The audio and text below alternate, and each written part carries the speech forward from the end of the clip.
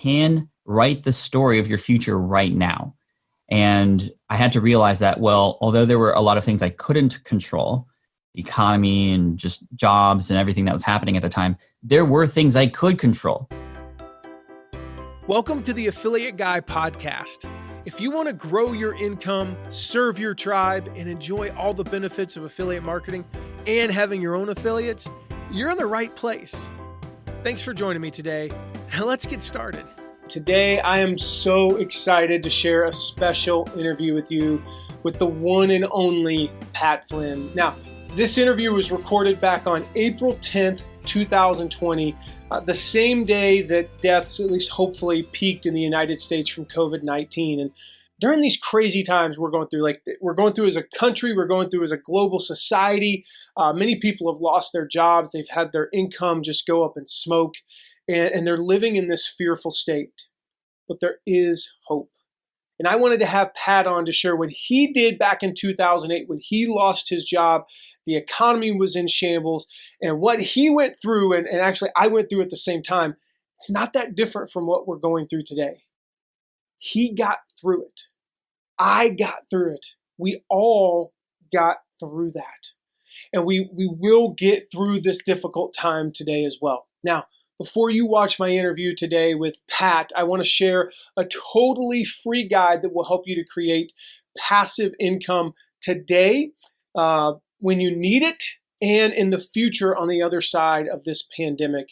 It's my ultimate guide to creating a resources page. And I show you how a single page on my website brought in more than $10,000 in a single month. And you can grab your copy at mattmcwilliams.com/resource page. Now listen, a resource page is the best way to generate passive affiliate income regardless of your email list size.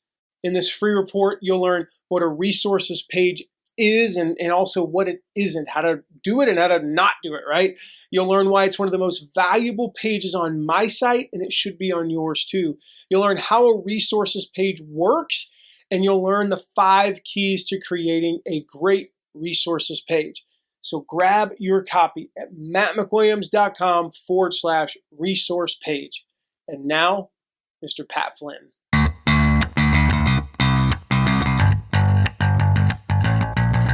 Pat, my friend, welcome. Thanks for having me, Matt. Yeah, man. So I want to start off, we're going to do this kind of like superhero style. I want to start off with your Genesis story. You and I were just chatting beforehand that we both got laid off in the same year, 2008. It was kind of similar situation to what's going on right now with, just like economic uncertainty and all that stuff. But that fateful day back in 2008, like that's the day I think that made Pat Flynn, whatever the heck that means. It's like someone that millions of people follow, people listen to, they watch, they read you every month. So take us back to that day in June 2008. Yeah, June 17th, 2008 to be exact. It's actually a day that I celebrate every year now because I'm so thankful that it happened. I didn't know it was going to be an amazing blessing in disguise. At the time, I went through a small state of depression. I sort of didn't know what I was going to do next. I had no plan B because I had done everything I was supposed to up to that point. Good grades, great college, great job, excelling in that career. And then boom, it's just taken away from me. Mm-hmm. So my immediate reaction was to get angry, to get upset, started to feel confused, started to worry, that fear started to kick in. And then what kept me sane, honestly, was going back to my apartment and turning on Back to the Future and just watching that movie over and over and over again, dude. Like I almost like thought that maybe somebody would invent a time machine someday that I could go back into. That's what made me feel good about it. Oh, I wish I had a DeLorean. I can go back in time and maybe work a little bit harder so I wouldn't get laid off, or maybe do a different career, or I don't know, invest in something different. But every time the movie ended, well, here I was back in reality. The interesting thing was about after 60 times watching that movie, I eventually came to the realization that that wasn't going to help me. But I also came to another realization. Although that's a fiction trilogy, there is some truth behind the things and the themes within that story. Yes, Marty McFly goes into the past. He interacts with his parents, changes a few things, come back to present day, and everything's different. Everything's better. That's what I wanted to happen, but that's not going to happen. But there is truth there. You can write the story of your future right now. And I had to realize that, well, although there were a lot of things I couldn't control, economy and just jobs and everything that was happening at the time, there were things I could control. And Michael Hyatt, who's a good friend of ours and a mentor of mine, he recently posted on Instagram after all this crazy stuff started happening here. If you're listening to this in the future, we're talking about early 2020 stuff, right? We're all quarantined right now. Yeah. He posed a question that was really sums it up. And that's, well, what does this make possible now? Mm-hmm. What can we control that we can actually build with? And what can we create that we weren't able to before? And that's across all fronts, not just business, entrepreneurship. Now we're at home with our families more. Might we go back to those relationships and make them even stronger at this time? With our business, I mean, going back to my story, it was eventually when I realized that I had to take action. And thankfully, I discovered podcasts around this time. This is why podcasting is big in my story, because it was so important for me in my origin story. I discovered a podcast called Internet Business Mastery. Mm-hmm. And on one particular episode, it was hosted by two great guys, Jason and Jeremy. They interviewed a guy named Cornelius Fitzner, who was making 6 figures a year, and he was sharing the story about how he did it. And I was so fascinated. He was doing this by helping people pass the PM exam, the project management exam. And I was like, no way. Like, how is that even real? Is that actually possible? And everything this person was saying, it was not easy what he was saying, but it wasn't complicated. Like, it was simple what he did. He took some knowledge he had about this exam. He posted it online, started to build a community, started to be seen as an expert in that space, and then started selling study guides. And I was like, why can't I do that too? Because I had just recently taken some exams in the architecture space that a lot of people wanted to pass, and I had just passed. I knew a lot about it. So that's exactly what I did. I built a website and I started a blog. Every day posting 3 or 4 things related to how I can help a person pass that exam. In addition to that, I was spending probably 6 to 8 hours a day on forums and groups, getting really involved in those communities, doing everything I could to answer every single question. And then sooner than later, I started to be seen as the expert about the lead exam, which is what the exam was called. I was not an expert in the lead exam. A lot of this stuff I had to figure out along the way. When people were asking me questions, I still had to go find the answers because I wanted to make sure it was correct. But even still, because I was showing up and being a part of the conversation and providing value without asking for anything in return. In return, people were like, Pat, where can I get more stuff? Do you have a book? Do you have a study guide? Like, can you help me out? You seem to be the person who I want to learn from the most. So then in October of 2008, just a few months later, I published something called an ebook. I had no idea what an ebook was at the time, but it was just all my notes and everything that I knew about this exam packaged into something. And I put it up on my website and I just kind of hoped for the best. It was just literally like a PayPal button. There was no like crazy mechanisms or funnels or anything like that. And in that first day I sold, I think 8, and it just blew me away. I couldn't believe it. I had made more money in that day than I was as a 4-year career architect. And first of all, I was so excited, but then that excitement started to shift to worry. Again, our brains do a great job of thinking about the worst case scenarios and things like this. So I was like, what if everybody asks for a refund? What if they, study and it's not, they don't pass, and then they ask, then they sue me, and then I'm like, broke, and then my fiance leaves me, and then I'm naked in a ditch somewhere. Like, what if that happens? That's how our brains think. Now, obviously that's not going to happen, but what did happen was I started to get people replying back after taking the test. Most of them said that they passed the exam thanks to the help of my guide. Nice. And they started sending me thank you notes and calling me by name, which was the biggest realization for me that there was something here that I couldn't get in architecture. Recognition for the hard work that I was doing. And there was a juxtaposition of, I was working on these giant projects in architecture, yet working so hard, like 10, 12-hour days there, I wasn't getting recognized or thanked for that work. Yet here I was in this little tiny niche, in a niche, in a niche, in a niche, helping people pass a little exam that most people's never heard of before. And all of a sudden, I'm somebody's a big fan of me for helping them pass an exam. And they want to help out, and they start sharing it with their coworkers. They start spreading it out. They start linking to it on their websites. They start, and then all of a sudden it's in the United States Green Building Council websites and chapter websites. And then my business started to explode from there. And it was making, that first month I made $7,805.88. The next month it was $11,000, $15,000, $25,000. March of 2009, I hit my peak, which was $30,000 in 1 month from a $19.99 ebook. I raised the price later to $29.99. I added new products. This is when I was actually first introduced to affiliate marketing. too, in fact, because there was a practice exam company that I used when I was passing the exam. And I reached out to them and said, hey, do you have a referral or a partner or an affiliate program? And they're like, yeah, we do. It's invite only, but we see you have this website. Would love to check it out and try it out a little bit. In fact, they had once paid for ads on my website for, I think, $25 a month at one point. And I was like, okay, well, what's the commission rate? And they're like, oh, well, we'll give you a percentage of the overall, student's fee, which was about $21 per student. I was like, I can make $21 per student, and it doesn't really matter how many I put in there. Like, you'll increase my income. And they're like, yeah, just send as many people as you can. And I was like, oh my gosh, this is so much better than advertising, like by far. Yep. So when I started to introduce that, eventually that affiliate income was higher than the income from my own products, because it was just a beautiful product that really was helpful. And a plus, of course, you could double dip. You could sell your own products plus an affiliate for something else that you can't create for yourself. Anyway, so many things started happening from that point. Getting laid off was honestly a huge blessing in disguise. And it wasn't until I saw that there were opportunities that were always there that I just needed to step forward and into, that I finally started to see results. And this is when Smart Passive Income started to come out, which was the website that I built to help show people how I did all this. That started in later October 2008. And ever since then, I've just been very open and transparent about all the different businesses I've created. I've created, I think, 7 or 8 since then. Some have been sold, some are sunset, some are extremely successful now. And I'm just always showing the process, because that's what helped me when I first started, was hearing somebody else's process. So, and then here we are, and we're back in a weird moment in time where a lot of people are getting laid off and furloughed, and it's hurting a lot of people. And I completely understand. You and I both can understand that. Yeah. It's just a lot of unknowns. But it's not until you see that, well, there could be something good come out of this, that things will start to happen and might come out better on the other side of it.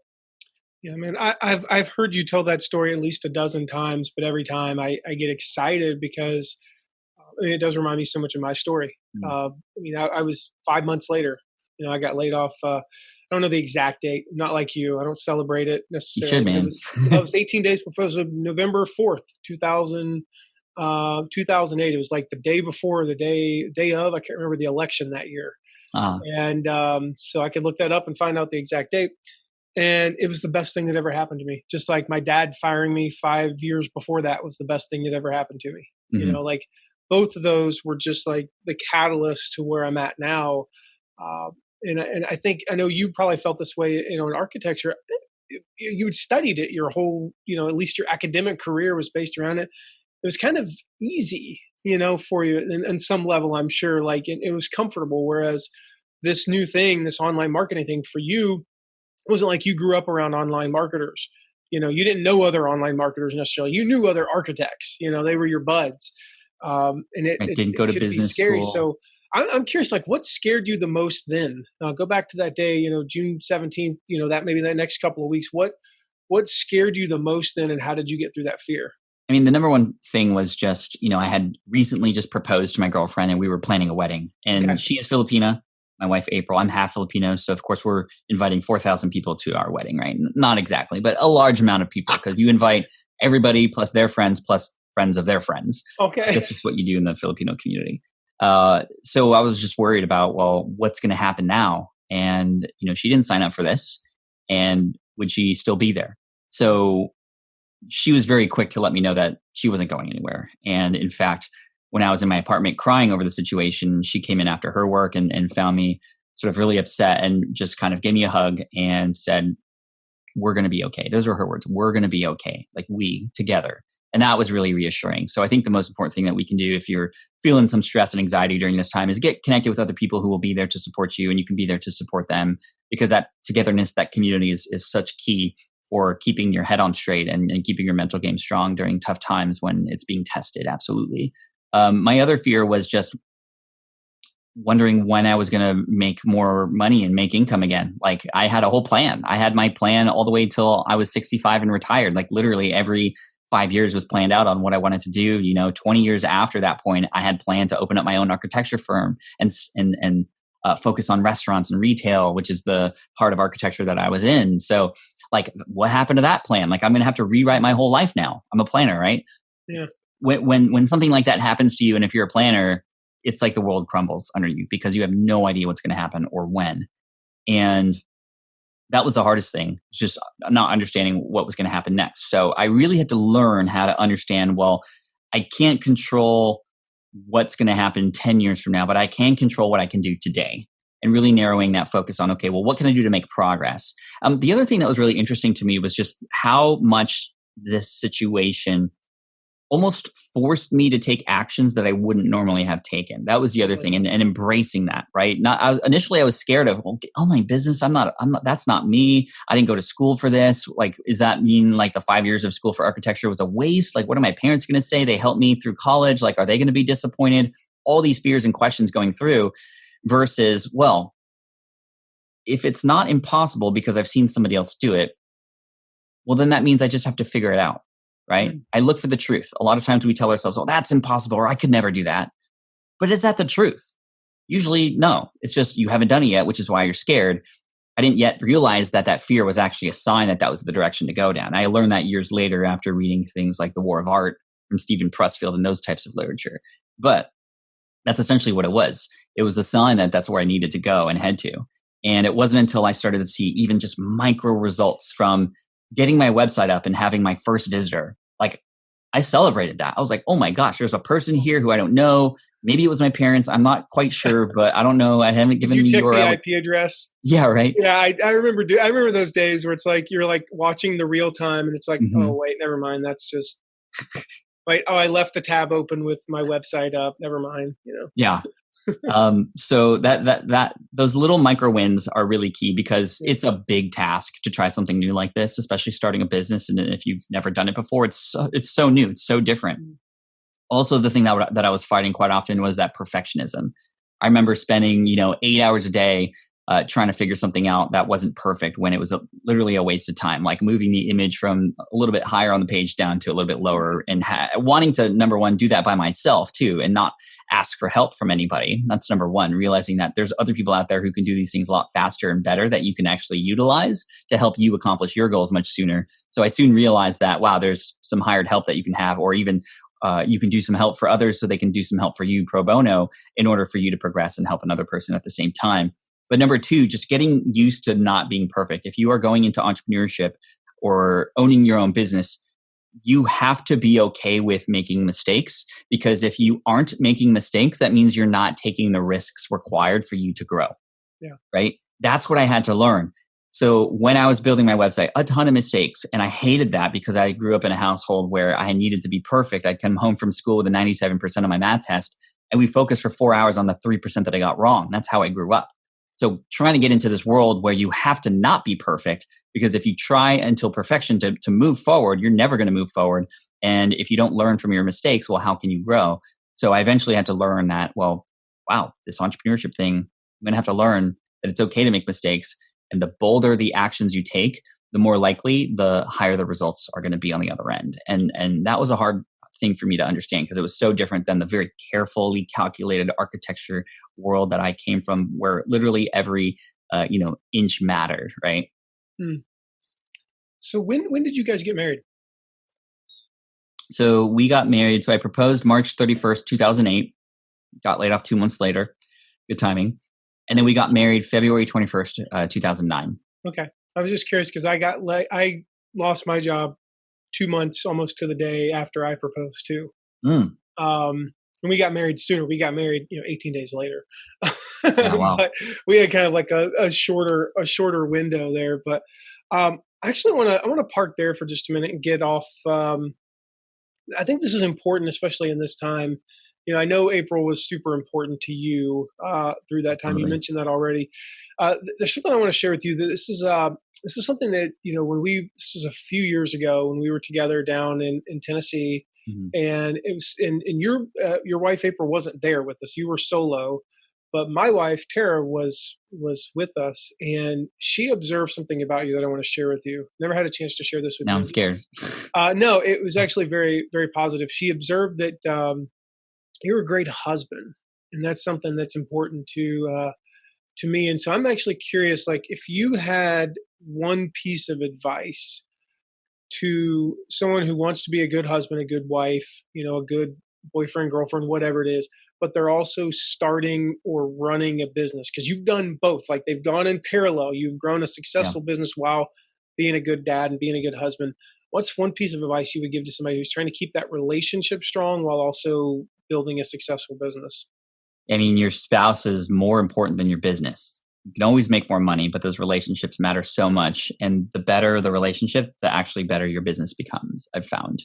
It's a very headspace sort of thing. And to me, the best piece of advice I could probably offer you is just realizing that the number one thing you need to do, especially as a husband, like a man, is you need to listen. This is the one thing that I finally realized after a number of years as somebody growing a business. When you're growing a business, you are a problem solver. Yeah. You find the issues and you solve the problems. You can't necessarily always do that with your spouse because your spouse typically, and everybody's different, obviously, this is just for me, but maybe you can relate. You just need to be there to listen and support. Do not be the advice monster. And for a while, I was the advice monster. I fell into the advice trap. When something came up related to the kids or related to something else in April's life, it was like, okay, well, here's what I think could be done. Let's lay it out. Like, here's a PowerPoint presentation, right? Like, not actually, but kind of. Yeah. And that's not what she needed. She just needed somebody to go, I hear you. I hear you. And that's a hard thing because a lot of us as entrepreneurs, we are there, but not all there. And I got caught once, actually. I remember early on, this was before we had kids, thankfully. But I remember after we got married, April and I were having a conversation once. And this was as my business was growing. So, of course, my mind was on all this stuff business because I was trying to survive, right? Yep. And so I was thinking about the next emails, thinking about the next thing that I was going to promote or how I was going to promote it or answering those customer emails. And, I was talking to April on the couch and, her mouth was moving and my head was nodding, but my head wasn't there. And one day she actually called me out on that, right? She was wow. Yeah. She was like, hold on a minute. Like, I can tell you're not here right now. Like, you're thinking about your business right now, aren't you? And I was like, no, I'm here with you. And then she goes, okay, what did I just say? And I go, you said you're thinking about your business, aren't you? That was not a good move. So I kept the couch warm that night. Yeah, I was going to say. It was a really important conversation. I'm so thankful that she did that because it really put into perspective what my role was in being there to support her. And yes, I was feeling like I was supporting her by working on the business, but that's just one level of support. And oftentimes I see entrepreneurs that's all their focus. There's a whole new level that you have to discover early on if possible. And that's the support level and listening and just being there and hearing. Empathizing, understanding. Mm-hmm. And then, the other thing that I've come to realize is that she works so much harder than I do, taking care of the kids and doing what she needs to do so that I can do this. So I owe her more. And actually, in fact, I try to deflect credit whenever somebody ever says, Pat, you're a great husband or you're a great dad. Like, thank you. It's actually because of April. It truly is. She's the backbone here and she's the unsung hero. She's the integrator in our business of a family, if you want to call it that, the person behind the scenes that you never see, but they're there, and things would break if they weren't, right? And so that's important for me to just acknowledge that for her, to help her realize that I do respect and know that she is working versus trying to like take advantage of it or not acknowledge it. Yeah, I love the little rocket fuel reference there that you just. Yeah, right. Integrator. Yeah. So real quick on that. Yeah, I mean, I think what you just said was so powerful. Right? I don't know. Are you a Parks and Rec fan by chance? I have not gotten into that. I'm sorry. Okay. Well, if you ever have time. I'm a Childish Gambino fan. Once you get in, you'll get hooked and you'll watch all 7 seasons. Maybe that's just me. There's this one episode where Chris Traeger, played by Rob Lowe, he's you and I. He's like Mr. Fix It, right? Mm-hmm. And part of it is that's what we do all day. When somebody sends you a Facebook message and says, I'm really struggling with my, whatever, my business, it does not help you in your business. Be like, I feel for you. That really sucks. And then not actually answer their question. Right. No, we immediately go, okay, you got to do this. And that's what he was doing. And somebody, I think it was Tom, gave him some advice. Just said, no, man, what she needs you to just say is, man, that sucks. Do you want to talk about it? And I know as guys that can be hard, but speaking of family, like I know you involve your family a lot in your marketing. I mean, we see them, right?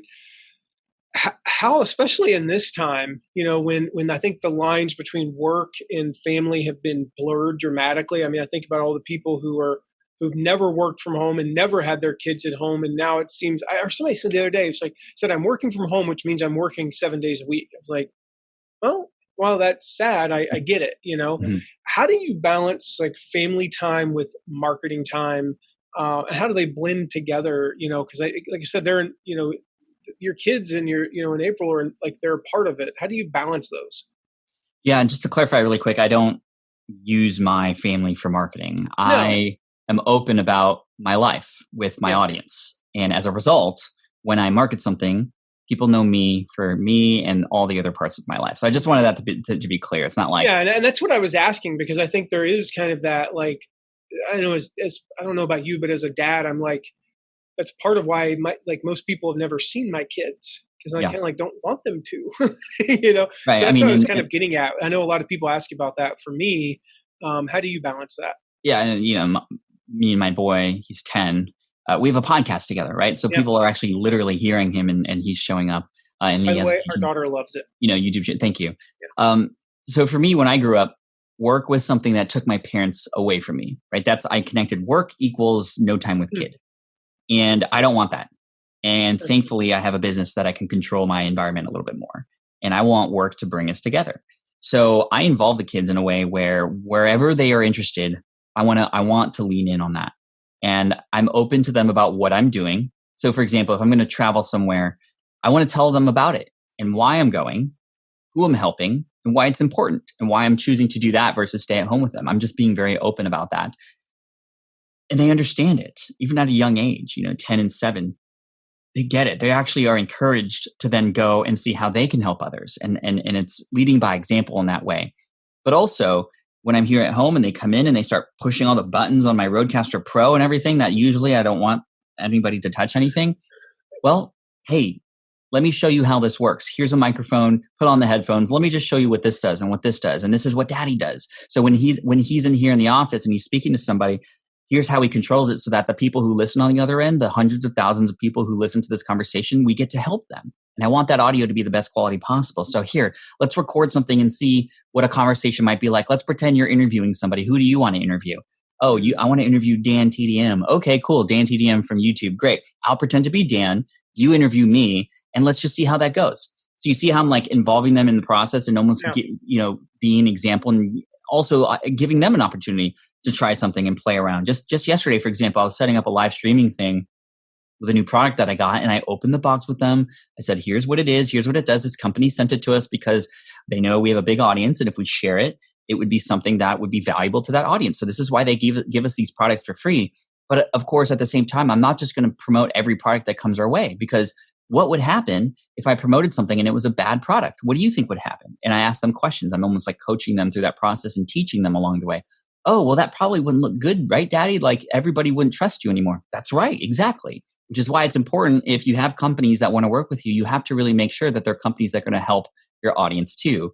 And so like, I'm just very open with that process with my kids. And so they know what's happening when I'm in here in the home office, or when I go to WeWork and go shoot some videos for an online course, for example. And then the last part of this is I'll share the thank yous with them. Cool. And I share the thank yous with them that I get, the thank you notes, the thank you emails. I don't share all of them, but just if there's a really cool story that comes in, I share it with them, because I want them to see the impact that a regular person like me can make, and that they can have it too. And I don't show it to them to be like, hey, here's how cool Daddy is, right? I'm like, hey, thank you for letting me speak at that conference, because here's something that happened as a result of that. So I appreciate you understanding why I need to go and do that sometimes. How might you want to help people one day? And then it becomes a conversation, right? So that's just kind of how I run it. Yeah. So let's go back to June, July, say 2008 to 2010. What were some of the biggest screw ups? What were some of the biggest mistakes you made back then that you could help somebody avoid today? Okay. So mistake number one,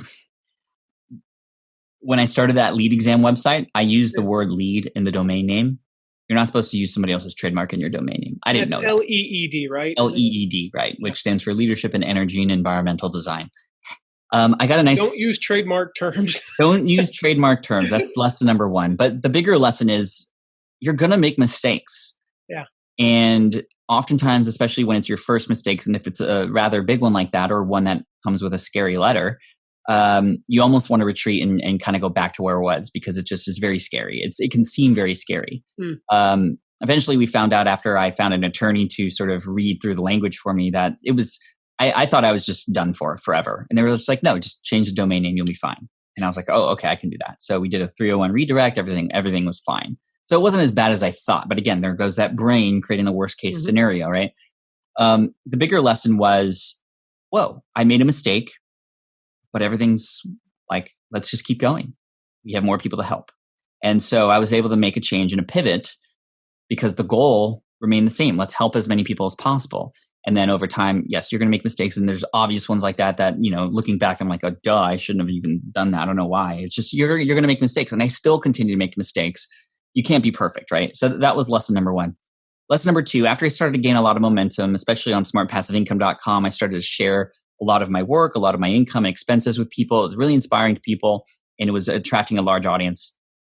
In addition to attracting a large audience, it was attracting a large number of opportunities and companies that wanted to get in front of me, people who wanted to partner with me. And a lot of friends of mine were also creating things to serve their audience with and doing really well with them. For example, in 2010, there was two people who were friends of mine who didn't know each other in the online space, who had smaller audiences than I did. And they both launched WordPress plugins. WordPress is a blogging platform. They both launched WordPress plugins within about a couple months from each other, and both made over 6 figures in a week. And I was like, oh my gosh, opportunity right there. Like, cha-ching. I have twice the amount of audience that they have. I have a blogging centric audience at this time. This is a perfect scenario. Like, we're going to be rich. So I hired a developer. I just gave him an idea that I had for a plugin, and I let them work on it. And I spent $6,000 for what was supposed to take 6 weeks. It ended up taking 6 months and about $16,000 because there was just so much back and forth and unknowns, because I, number one, rushed into it. I was like, I have an idea, go. Let me just hire somebody to do it for me, go. And so because I didn't fully flesh out this idea, they kept coming back to me and going, okay, well, what do we do in this scenario? What do you want it to look like? I don't know, just do something, right? And again, it was just so rushed into it. Second thing, eventually we got to the point where it was quote unquote launchable. So I was like, okay, cool. I'm going to share it with some friends and show them the secret project that I was working on for so long. Okay. So I share it with them and they go, it's kind of cool. You're just going to give it away for free, right? And I was like, what do you mean? Like, this is a premium plugin. They're like, no, there's other ones that do that already. Plus, like, what if it did this instead? Or what if it did this instead? Oh, yeah, it'd be, actually, I like that idea, but what if it went a little bit further? And I didn't have any more budget for that. So by keeping it secret the whole time, I wasn't allowing for people to poke holes in it first that I wish I would have known up front. So this is why Will It Fly, my book, came out, partly because I had made such big mistakes just keeping things secret and launching things and then letting people know about it versus validating those products and ideas up front. And the third and biggest lesson here, which is probably obvious here, is that I was chasing the money. If I'm chasing the money first, if that's the primary reason I'm getting into something, all those projects have failed. Every project I've done where I've chased the money first have failed. This is why my business philosophy is, and will always be now, your earnings are a byproduct of how well you serve your audience. So let's dig into the audience and what they need help with. What are their problems? What are their pains? And let's solve for that. When you solve for that, then you can build the plugin. Maybe it's not even a plugin that they needed. Maybe it was something else. Yeah. And now I'm at a point where I'm discovering and very honed in on who my audience is. A lot of my audience is podcast hungry right now. And I have some special methods for not just launching a podcast, but also getting it found, putting the marketing behind the podcast. So I have a podcasting course. And I have like the number one podcasting tutorial on the internet, the number one podcasting video on YouTube, because I've leaned into that and it's helped bring so much more business back, giving where I know they need help. That's just one example. But yeah, those were the kind of key mistakes that I made up front.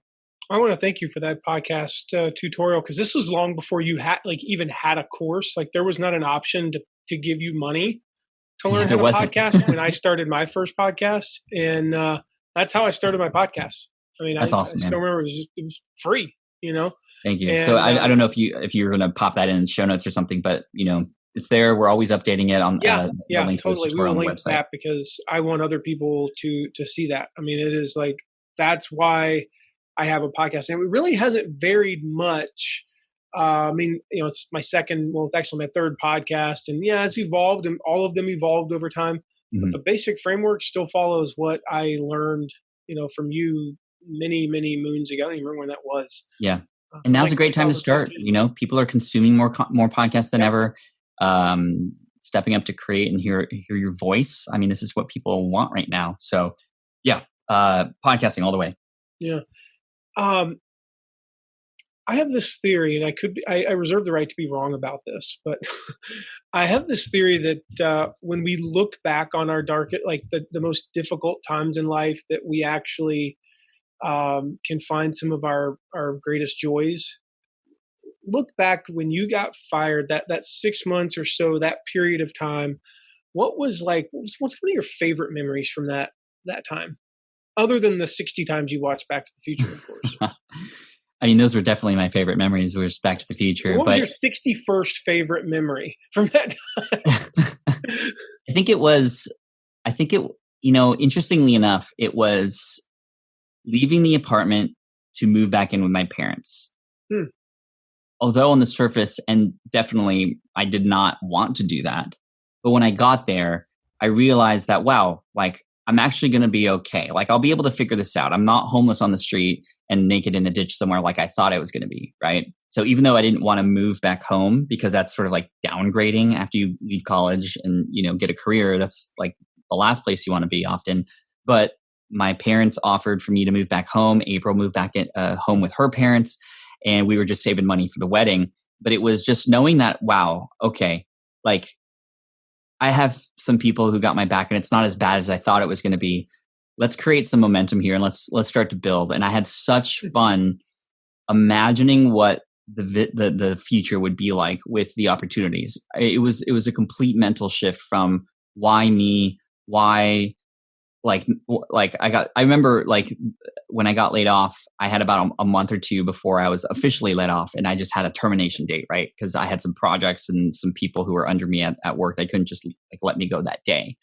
So I actually took the train after moving back home to San Diego.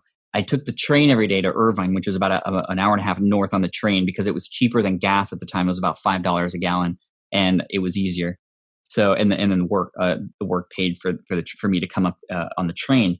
And I remember when people would come in the train with like their suitcases and their laptops, and I just was so jealous of every single person, because I was like, man, you're so lucky. You still have your job. Like I'm getting terminated. And I would just say that in my head to every single person that walked in every single time.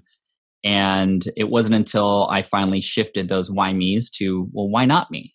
Yeah. Why can't I be the one who starts a business here? Why can't I do this? And really, again, going back to what I said earlier, creating those micro achievements along the way really helped me move forward. And getting involved in the community at Internet Business Mastery, that was key too. I joined their program. I didn't have any money, but I joined anyway.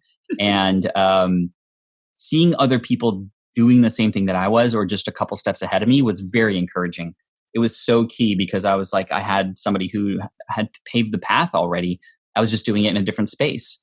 And that was very encouraging too. So, I got lucky in finding a group of people teaching internet business that was very different than what normally people back then would find, which is a lot of, snake oil salesmen and stuff. And I think it was because they had a podcast, and I got to learn about them and their voice and the stories they told. Yeah. And I got to trust them. And this is, again, why I'm big on podcasting, because you can build real relationships. And I became big fans of them, and I eventually got to meet them in person. And, I became a star student of theirs, and rest is history. Yeah, you did. Love that, man. So earlier I asked you, what scared you the most back in 2008? And you talked about, obviously, there was the, you were newly married or newly proposed, you were engaged now. Mm-hmm. So of course you had all those fears, and you were moving back with your parents and stuff like that. I know that those fears were for real, and you could probably like put yourself right back in that situation and feel them even now. Yeah. But what scares you most today? And that's not like a popular question, but I want to focus on what you're doing to overcome that. But is there anything that as your business has evolved, as your life has evolved, and in this crazy time that we're in right now, what scares you today and what are you doing to overcome that? Yeah, thank you for this question, Matt. And to be honest, a few things. And again, it's a mental game, really, where this fear comes from. Even though I have this incredible business and this incredible team and success under my belt, I still, every once in a while, get a little bit of a wave of anxiety, just like, what if like this all goes away tomorrow? Like, what if this all just is gone? Like, that scares me because, well, what if, right? Just because I'm getting remembered of when I thought everything was great back then too, and boom, everything was gone. So I have to sit back and go, can that actually happen? What is the truth here? And now that I've built an email list, to be honest, and how important that makes me feel like good about knowing that I'll never start from scratch again, but also the fans, the books that I have out there, the programs that are helping people. That's just an absurd story that I'm telling myself now that would ever happen, right? So I still feel that every once in a while, but then I have to sit back and go, okay, well, what's actually truth here? And then I kind of come back to real life. The other thing is of course related to my kids and their future. Not just the near future, like them having no more school year at school. It's all distance learning now, but more so in their future when they become, teenagers, when they go to college, if they choose to do that, and what their jobs are going to be. I mean, things are changing so fast. What are their opportunities going to be like? And how are they going to, adapt to the changes and things that happen in the future?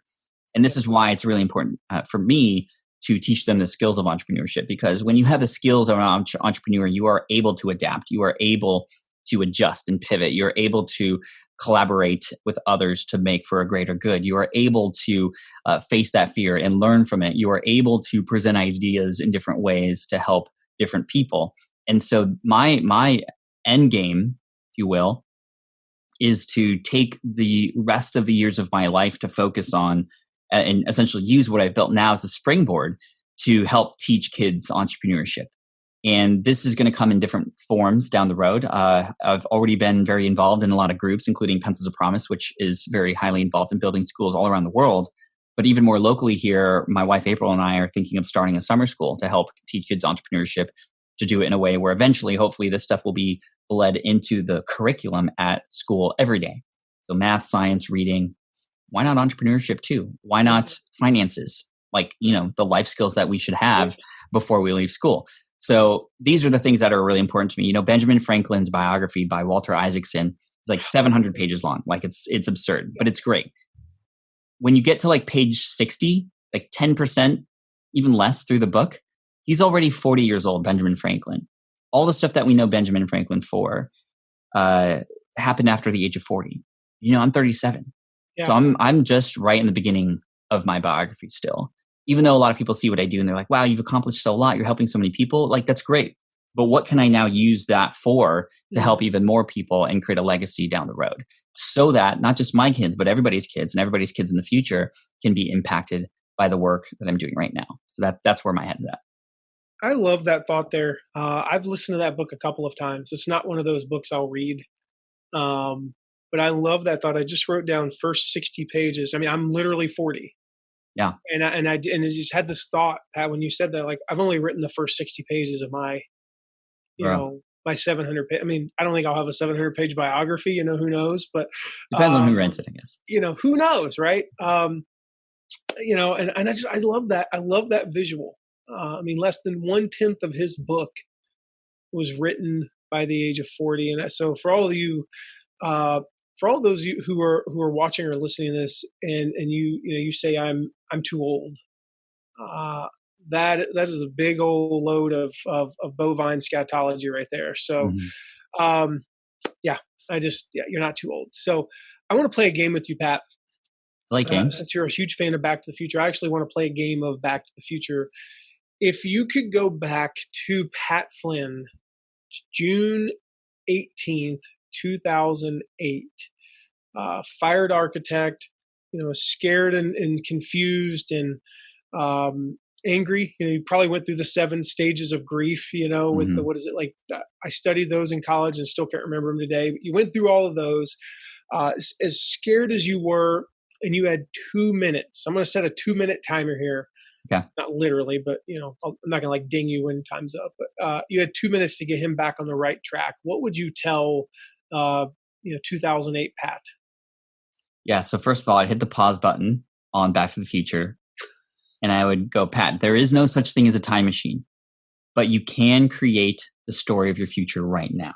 So what are you going to do about it? Are you going to sit in bed replaying the same story that's happened over and over again that you can't change? Or are you going to start to take control and consider the story that you're creating right now? Because the story that you're creating right now is one where you're just going to be sitting here forever.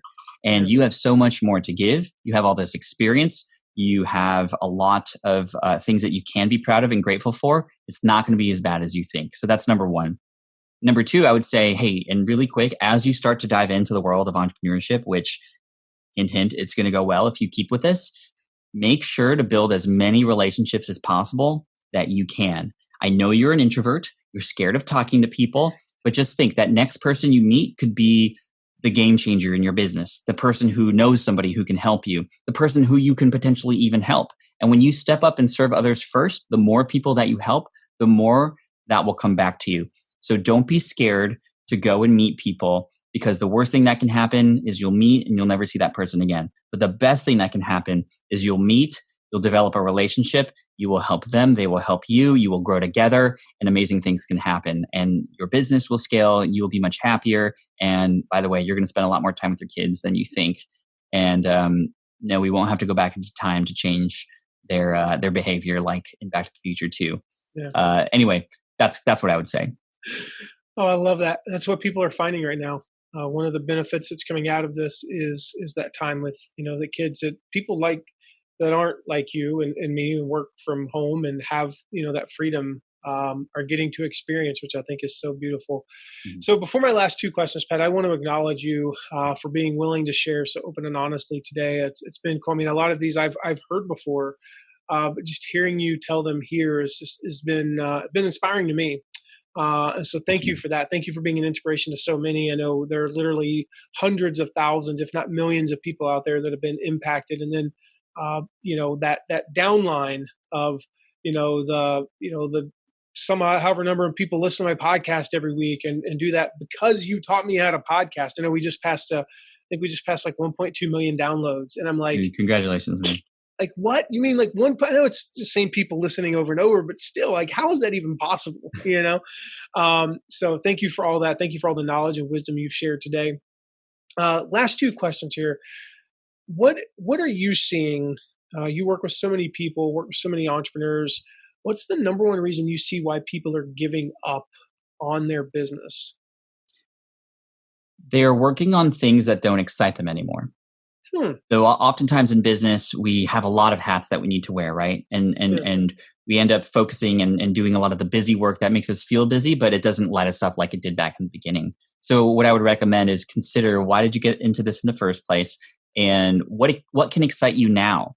And try to play in that arena as much as possible. Yes, there's still some things that you're going to have to do that you probably don't want to do, but have you given yourself the grace of time just to play and to experiment like you did back in the days when you really enjoyed this? How might you incorporate that or even schedule that into your schedule and calendar so that you can have some fun again? And that's really why, for example, me going live every day during this crisis, every morning on YouTube, 8 a.m. Pacific on my YouTube channel, Pat Flynn, is just giving me so much more new life and new energy. And I'm having so much fun connecting with the community there every single day, at least for an hour. We're doing website reviews, we're answering questions. People are coming in, like today was day 25 in a row. Like, this isn't, I vowed to do this every day until we get out of this. And it's probably going to continue to go into the future. And I'm just seeing where I can have fun again and where I can actually enjoy the process, because yes, I still have to run a business, actually multiple businesses. And there's parts of it I do not enjoy and they still have to get done. But my reward actually for getting those things done or handing off that work to others is to be able to have some fun again. So that's what I would recommend. I love that, man. So last question here. There's so many questions I want to ask you, but this is kind of one, I feel like maybe this is the question that needs to be asked of all of them right now with everything going on. I know we personally, I would imagine you have some friends who've lost their businesses over the past 20 some odd days. I know I've got two friends that have lost or multiple friends that have lost their businesses, two of whom have, actually ended their life as a result of that whole thing. It's been like just crazy. It kind of feels surreal. I know you're not a therapist, I'm not. nor did you stay at a Holiday Inn Express last night, but imagine for just a moment, you've got a business owner. They're on that ledge the day before they're quitting, and you've got a minute to say something to them to hopefully keep them from quitting. What would you tell them? I wouldn't give them any advice during that time. I would just say, I'm here for you and I need you too. And I think that's I would just repeat those words again and again. Like, I need you. Because I think a lot of times where people are on the ledge, metaphorically even, it's just, they don't feel useful anymore. They don't feel needed. And that's when a person often will think those thoughts. And so just being there for support, yes, is really important, but also being there to request help from that person. It's when that person can feel like they are contributing again. And yes, there's obviously income and things that are just sort of up in the air right now. But I think that as long as you have people, then everything, works out better.